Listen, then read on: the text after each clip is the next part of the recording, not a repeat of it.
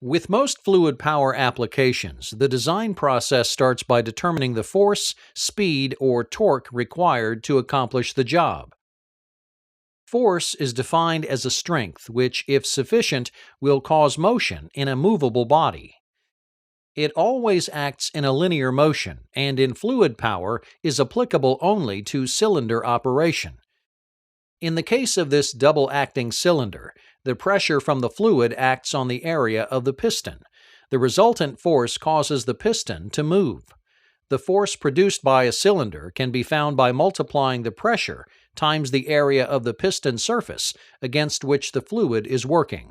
This area is called the working area. For a round piston, the circular area can be determined by a well-known formula: area equals pi times r squared. However, most cylinder pistons are identified by their diameter. By substituting the appropriate values for pi and diameter, we can simplify this equation to area equals 0.7854 times diameter squared. The full piston area is the side of the piston without the rod. This is the area that sees pressure as the piston extends. The other side of the piston is called the net area. This area is the size of the full piston area minus the area of the rod. The net area feels pressure when the cylinder retracts. The force equals pressure times area equation can be used to determine the force on either side of the piston. Use the appropriate working area when calculating the force. The speed at which the piston extends and retracts is calculated using the volumetric flow rate times the area for the incoming fluid. Since each side of the cylinder has a different working area, each side experiences a different speed. Let's assume that the volumetric flow rate is equal for each inlet, meaning fluid enters each end of the cylinder at the same speed. Because the rod takes up space within the cylinder, less fluid is required to fill the rod end side.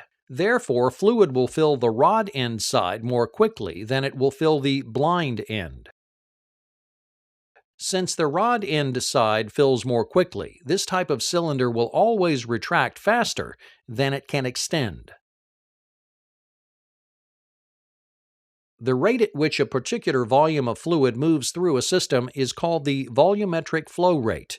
The volumetric flow rate is commonly expressed in either cubic inches per minute or gallons per minute. In order to calculate speed in inches per minute, we need the volumetric flow rate expressed as cubic inches per minute. To convert from gallons per minute to cubic inches per minute, multiply the volumetric flow rate in gallons per minute by 231. A torque in a rotary device is the counterpart to force in a cylinder. Torque is defined as a strength which, if sufficient, will cause rotary motion in a rotatable body. Torque can be mathematically expressed as a force times a lever arm distance. When the force and lever arm are not perpendicular, the lever arm is calculated as r times the sine of angle theta. Motors produce torque by fluid acting on gears, vanes, and pistons, which produce a twisting motion on a shaft. Knowing and understanding the force, speed, or torque required will assist the design team with determining the most appropriate fluid motor or actuator for the job.